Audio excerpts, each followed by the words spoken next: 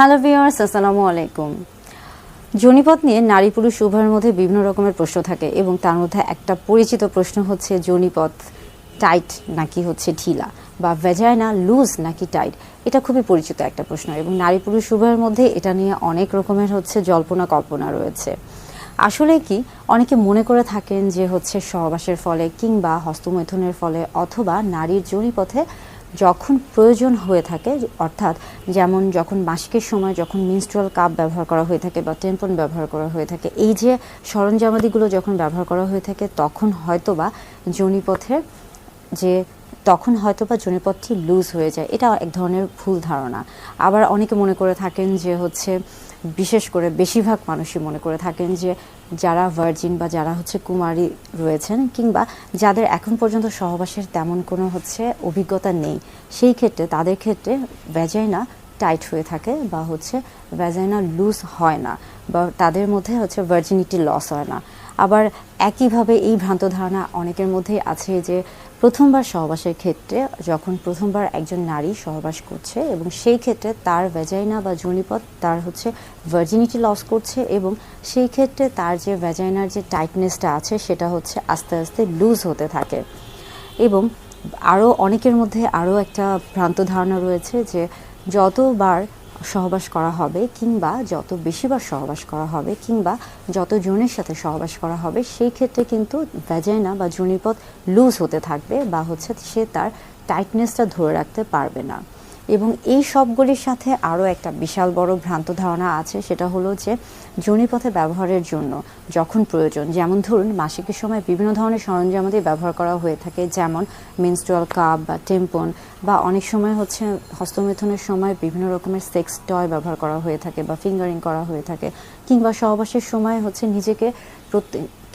সহবাসের সময় নিজেকে সুরক্ষিত রাখতে ফিমেল কন্ডম ব্যবহার করা হয়ে থাকে। এই উপাদানগুলো ব্যবহার করার ফলে অনেকেই ভাবেন যে নারীর যোনিপথের যে হচ্ছে টাইট ভাবটা রয়েছিল সেটা হয়তো বা হারিয়ে যাবে এবং ভ্যাজাইনাটা লুজ হয়ে যাবে। এই প্রত্যেকটা ধারণাই কিন্তু একেবারে ভ্রান্ত ধারণা, অর্থাৎ এই সবগুলোই কিন্তু একদমই ভুল এবং আসলেই ভুল। তাহলে সঠিকটা কি বা সঠিক ধারণাটা কি? ভ্যাজাইনা বা যোনিপথ মূলত একটি ইলাস্টিক অর্গান এবং সৃষ্টিকর্তা এই অর্গান বা এই অংশটিকে এমনভাবে তৈরি করেছেন যখন এটা প্রয়োজন তখন এটা প্রসারিত হতে পারে এবং আবার সংকুচিত হতে পারে। যেমন যখন মাসিকের সময় বিভিন্ন ধরনের প্রয়োজনীয় সরঞ্জামাদি ব্যবহার করতে হয়, যেমন মেনস্ট্রুয়াল কাপ কিংবা ট্যাম্পন ব্যবহার করতে হয়, অথবা সহবাসের ক্ষেত্রে নিজেকে সুরক্ষিত রাখতে যখন নারীদের জন্য ব্যবহৃত কন্ডম ব্যবহার করতে হয়, অথবা হস্তমৈথুনের সময় অনেকেই সেক্স টয় ব্যবহার করে থাকেন কিংবা ভাইব্রেটরও ব্যবহার করে থাকেন, সেই সময় কিন্তু এই সরঞ্জামাদি যখন যোনিপথ থেকে বের করা হয়ে থাকে তখন কিন্তু তা আবার পূর্বের অবস্থায় ফিরে আসে। অর্থাৎ ভ্যাজাইনা বা যোনিপথ এটার ইলাস্টিসিটি সহজে কিন্তু নষ্ট হওয়ার না, বা এটার এই যে টাইটটা এই যে হচ্ছে লুজ, টাইট এবং লুজ নিয়ে এই যে একটা ভ্রান্ত ধারণা, এটাও কিন্তু সঠিক না।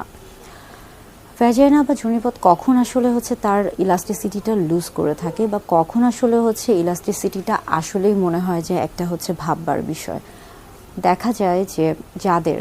যে সকল নারী বা স্ত্রীদের ক্ষেত্রে একাধিকবার যারা সন্তান প্রসব করছেন এবং যোনিপথ দিয়ে স্বাভাবিক সন্তান প্রসব করছেন একের অধিক বা একাধিকবার, তাদের ক্ষেত্রে কিছু দিনের জন্য বা কয়েক মাসের জন্য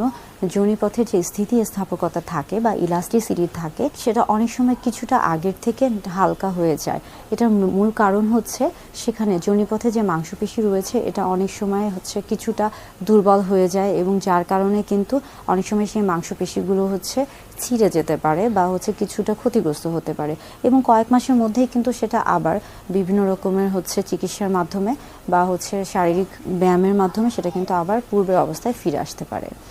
বয়স বাড়ার সাথে সাথে আমাদের শরীরে বিভিন্ন রকমের হরমোনের একটা তারতম্য দেখা যায় এবং একটা গুরুত্বপূর্ণ হরমোন হচ্ছে ইস্ট্রোজেন হরমোন। ইস্ট্রোজেন হরমোন একদিকে যখন কমতে থাকে তখন যোনিপথের এই যে একটা হচ্ছে পর্দা রয়েছে সেটা কিন্তু আস্তে আস্তে পাতলা হতে থাকে বা ইলাস্টিসিটিটাও কিছুটা কমতে থাকে। এই অবস্থা থেকে নিজেকে রোধ করতে বা অর্থাৎ এই যে আমরা বলে থাকি যে হচ্ছে এজিংটাকে রোধ করতে হলে অবশ্যই আগে থেকে কিছু ব্যবস্থা গ্রহণ করতে হবে। সেজন্য অবশ্যই একটা সুস্থ সুন্দর জীবনযাপন গ্রহণ করতে হবে বা একটা সুস্থ সুন্দর নিয়মে চলতে হবে, সুষম খাদ্য গ্রহণ করতে হবে, অ্যান্টিঅক্সিডেন্ট যুক্ত খাদ্য গ্রহণ করতে হবে এবং হচ্ছে একটা পর্যায়ে গিয়ে যেন এই যে হরমোনের তারতম্যের জন্য শরীরে যেন কোনো রকমের সমস্যা না হয় সেজন্য আগে থেকে চিকিৎসকের পরামর্শ নিতে হতে পারে। অর্থাৎ যোনিপথে আমরা বলে থাকি এই যে লুজ ভ্যাজাইনা বা টাইট ভ্যাজাইনা, এই সব কিছুই কিন্তু আসলে একটা হচ্ছে কুসংস্কার। এই কুসংস্কারগুলো নিয়ে অনেক দিন ধরে আমরা চলছি, বা এই কুসংস্কারগুলো জানি যে এটা কুসংস্কার, কিন্তু তারপরেও অনেক সময় আমরা এগুলো মানতে চাই না, কিংবা নিজের অজান্তেই আমরা এই বিষয়গুলো নিয়ে অনেক বেশি ভাবতে থাকি। আসলে লুজ ভ্যাজাইনা সম্পর্কে যে কুসংস্কারগুলো রয়েছে এগুলো থেকে নিজেকে খুব বেশি এগুলোর সাথে মিলাবেন না, এগুলো থেকে দূরে থাকার চেষ্টা করবেন, এবং অবশ্যই নিজের এবং সঙ্গীর শরীরের প্রত্যেকটা অঙ্গ প্রত্যঙ্গের প্রতি যত্নশীল হন, এবং অবশ্যই চেষ্টা করুন নিজের প্রতি আত্মবিশ্বাসী হওয়া, বা নিজের শরীরের প্রত্যেকটি অঙ্গ প্রত্যঙ্গের প্রতি নিজেকে আত্মবিশ্বাসী গড়ে তোলা, এবং শরীরের যত্ন নেওয়া।